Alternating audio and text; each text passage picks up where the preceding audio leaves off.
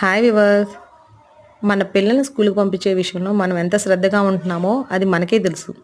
వాళ్ళకి నచ్చిన food prepare చేసి పెట్టి స్నాక్స్, లంచ్ బాక్సులు అన్నీ పెట్టేస్తాం. 1-4 బాక్సులు అయితే పెడతాం. ఆ పెట్టిన బాక్సులన్నిటినీ మనం ఒక క్యారీ బ్యాగ్లో పెట్టి క్యారీ చేసేటప్పుడు చాలా బరువుగానే ఉంటుందండి. ఎందుకంటే వాటర్ బాటిల్ ఉంటుంది, కావాల్సినవన్నీ పెడతాం కాబట్టి. ఈవినింగ్ వరకు పిల్లలు స్కూల్లోనే ఉంటారు కాబట్టి. అలానే ట్రావెలింగ్ విషయంలో మనం ఎంత కేర్ తీసుకుంటున్నామండి. 30 or 40% కేరింగ్ తీసుకుంటాం. మిగతా 60% కూడా మనం హడావిడిగానే ఉంటాము. వాళ్ళని కేరింగ్గా పంపిస్తున్నాంలే అనుకుంటాము. సపోజ్ మీరే వెళ్తున్నారనుకోండి, ఎలా తీసుకెళ్తారు? ముందు స్కూల్కి టైం అయిపోతుంది, అమ్మో స్కూల్ నుంచి ఇంటికి వచ్చి వెంటనే వంట చేసుకోవాలి అన్న హడావిడిలోనే ఉంటాం మనం. రీసెంట్లీ ఒక 2-వీలర్ బైక్ మీద ఒక అతను ట్రాఫిక్లో ఉండంగానే సిగ్నల్స్ దగ్గర ముందు చిన్న బాబు, వెనకాల 10 years బాబు ఉంటాడు. అంతే, 10 years కన్నా ఎక్కువ ఉండవండి.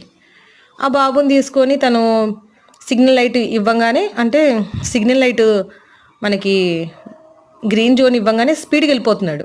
స్పీడ్కి వెళ్ళే హడావిడిలో నేను అబ్జర్వ్ చేసింది ఏంటంటే, వెనకాల స్పీడ్ బ్రేకర్ ఉన్నాయండి, ఇంకెవరైనా రానియండి, ఏదైనా అవనియండి, బాబుకి 2 బ్యాగులు, 2 బాస్కెట్లు, ఇంకో అదర్ ఏదో క్యారీ బ్యాగ్ ఉంది.